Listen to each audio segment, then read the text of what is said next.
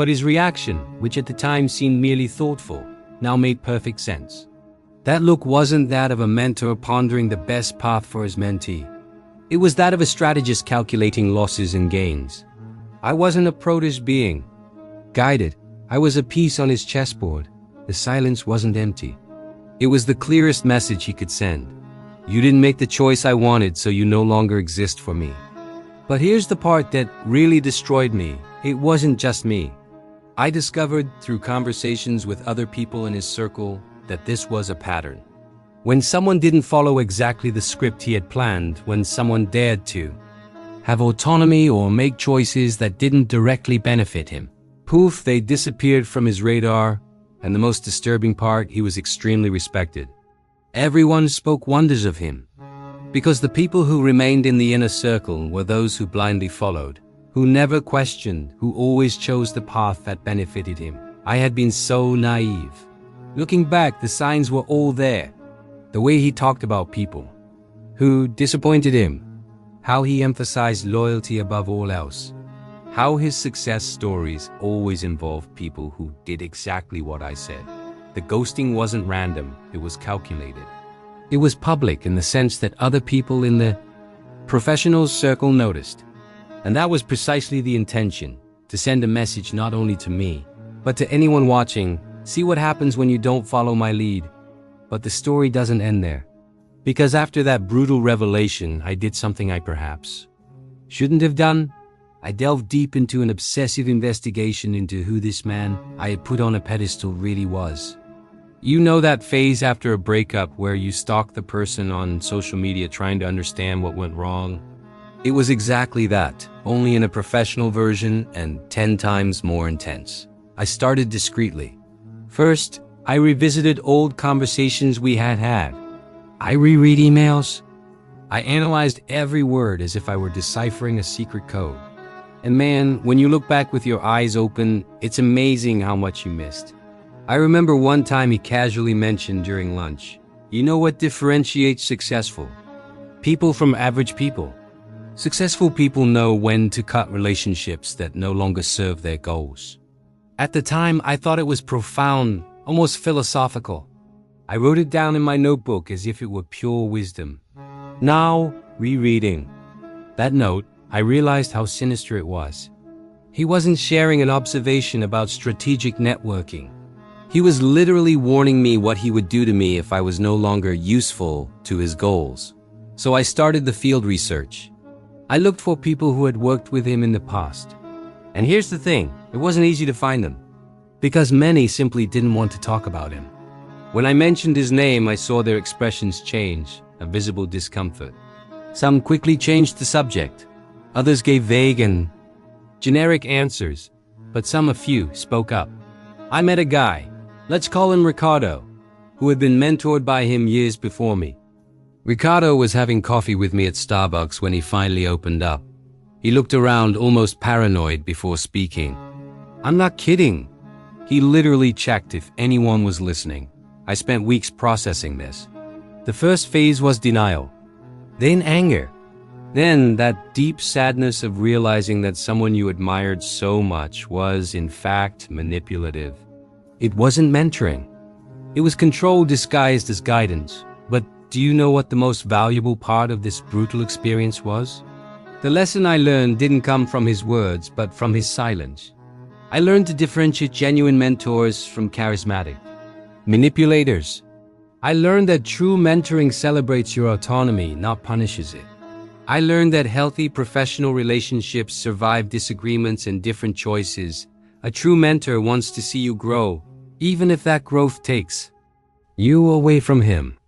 A manipulator disguised as a mentor only wants to see you grow in the direction that benefits him. Today, years later, I look back on that silence as the greatest gift he could have given me, even if unintentionally, because it forced me to develop my own judgment, to trust my own decisions, to build a support network based on genuine mutual respect, not blind loyalty. The issue of identity and self-esteem will be one of the biggest personal challenges of 2026. We live in a time where we can project any version of ourselves, but this comes with a huge psychological cost. when our self-esteem depends on fluctuating external metrics, we are building our house on sand, and it doesn't stop there. Economic instability, changes in the job market, automation, artificial intelligence changing everything around us. Anxiety about careers and financial future is sky high. I have friends who wake up in the middle of the night worried about whether their professions will exist in 5 years. It's a real and valid anguish, but this is where Stoicism becomes revolutionary. The Stoics developed specific mental tools to deal with exactly this kind of uncertainty. They lived in even more chaotic and unpredictable times than ours, and yet they found inner peace. Let me introduce you to Memento Mori. It sounds morbid, I know. It means remember that you will die. But wait, it's not as depressing as it sounds. It's actually incredibly liberating. When you truly internalize that your life is finite, small anxieties begin to lose their power over you. That silly argument at work, that mean comment on social media, that notification you missed, all of this falls into perspective when you remember that time is the most precious resource you have. Marcus Aurelius constantly reminded himself of impermanence. He wrote, "Soon you will be ashes or a skeleton and a mere name or not even a name." This wasn't pessimism. It was a reminder to focus on what really matters now. In this moment, on the choices we make today. And there's more, amor fati, love of fate. It's not just accepting what happens, it's actively loving what happens. Nietzsche expanded on this Stoic concept by saying that we should want our lives to repeat themselves infinitely, exactly as they are, with all their ups and downs. It's a powerful mindset shift. Think about it. What if instead of resisting the changes of 2026, you embrace them? What if economic uncertainty was an opportunity to develop new skills? What if digital overload was a call to cultivate more presence? What if challenges were exactly what you need to grow? There's a Stoic exercise I started practicing that changed my life. It's called premeditatio malorum, or negative visualization. Every day, I spend 5 minutes imagining the worst things that could happen. It sounds counterproductive, but it's the opposite. When you mentally prepare for worst-case scenarios, you remove the power that fear of the unknown has over you. Imagine losing your job in 2026. Now imagine what you would do. What skills would you develop? How would you adapt? When you really visualize that, you realize you would likely survive, adapt, and maybe even thrive. And suddenly that paralyzing anxiety transforms into an action plan. Now, let's talk about something super practical. The dichotomy of control. This is probably the most powerful Stoic concept there is. Epictetus divided everything into 2 categories: things that are under our control and things that are not. It's simple but profound. Under your control. Your thoughts, your actions, your values, how you respond to events, your daily choices. Outside your control. The economy, the actions of others, global events, the past, the distant future, other people's opinions of you. Here's the trick. You should only spend mental energy on things you can control. Everything else? Let go. Accept it. Adapt to it. I know it's easier said than done, but when you actually practice it, it's liberating in a way I can't adequately describe. Think about the amount of energy you spend worrying about things outside your control. What will so and so think? What if the economy collapses? What if this new technology changes everything? These worries are like constant energy leaks. Stoic wisdom is about plugging those leaks and redirecting all that energy to where you can make a real difference. Let me be very specific about how to apply this in 2026. First strategy: conscious digital detox. I'm not telling you to throw your phone in the trash and become a hermit. I'm talking about intentional engagement. The Stoics practiced what they called prosociatension, a constant vigilance over their own impressions and reactions. You can apply this to your digital interactions. Before opening social media, ask yourself, why am I doing this? Is it intentional or automatic? How will I feel afterward? I implemented a simple rule: no screens for the first 30 minutes and the last 30 minutes of the day. These are sacred moments. In the morning, I use them for Stoic reflection, planning the day, visualization. At night, for reviewing the day and gratitude. Marcus Aurelius did something similar. He began and ended each day with philosophical reflection. Second, strategy, Stoic journaling. This isn't just about writing down feelings. It's about systematic analysis. Every day, I answer 3 questions. What got out of my control today and how did I react? Where did I let external impressions disturb my inner peace? How can I apply Stoic virtue tomorrow? Marcus Aurelius kept his meditations as a kind of personal diary. They were reminders to himself about how to live virtuously. They were not intended for publication. They were practical tools to keep his mind aligned with Stoic principles amidst the chaos of governing an empire. Third strategy, cultivate virtue in relationships.